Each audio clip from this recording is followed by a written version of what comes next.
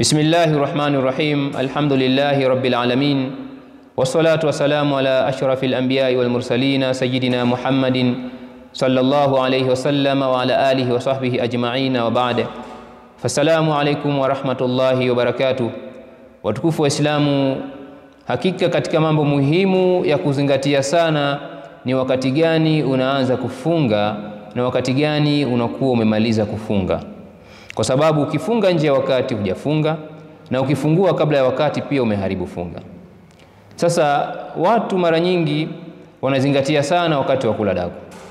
Anajitahidi ale daku na apate anze kufunga ingia alfajiri hali ya kuwa yeye hajakula. Hakika wanapatia, kwa sababu mwanzo wa kufunga ni kuingia alfajiri. Alfajiri kiingia, basi watu wanatakiwa waanze kufunga. Lakini hatari ni kwamba watu wana haraka sana ya kuwahi kufungua. Naam, ni sunna ta'jilul iftar. Mtume sallallahu ameelekeza kwamba kuwahi kufungua ni katika sunna, lakini iwe ndani ya muda ambao umeruhusiwa, kwa sababu thumma atimu siyama ila al-layl. Inatakiwa uingie usiku, maana yake jua lizame kamili, mionzi yake yote ya jua iwe imezama. Na katika hili adhana sio kipimo cha kuingia cha kumalizika muda wa kufunga, kwa sababu adhana inatolewa ima kwa ajili ya sala au ima kwa ajili ya wakati. Na wakati mwingine inaweza kutolewa adhana nje ya wakati, ima kwa makosa ya kibinadamu ama kwa kuwa watu wanakusudia si kusali, wanakusudia kuitwa msikitini ili baadaye watasali ndani ya wakati, kwa mujibu wa fatwa za wanachuoni. Kwa hivyo wewe unaposikia adhana sio kwenda kunywa na kula, unatakiwa uhakikishe jua limezama. Sasa nini hukumu ya mtu ambaye atakayefungua kabla ya kuzama jua?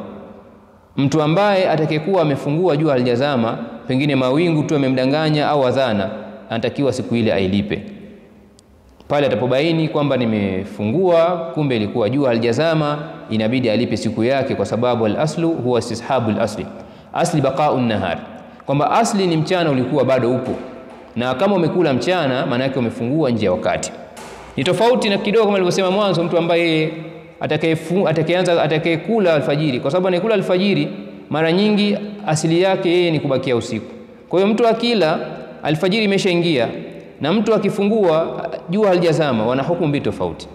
Anayekula alfajiri imeshaingia, anaacha, anaendelea kufunga kwa sababu asili yake ilitoka usiku, yeye ameambatana na usiku kwenda mchana. Ama huyu anayefungua wakati jua halijazama, anatakiwa alipe kwa sababu asili yake anatoka mchana kwenda usiku. Kwa hiyo lazima kuna tanbihi sana, watu wasifanye haraka, haswa wakati wa kufungua. Naomba Allah subhanahu wa ta'ala atujalie kuzichunga ibada zetu, yani umeshaweza kuifanya masaa 11 na basi atupe subira ya kukamilisha mpaka kufikia kuzama kwa jua. Wassalamu alaikum wa rahmatullahi wa barakatuh.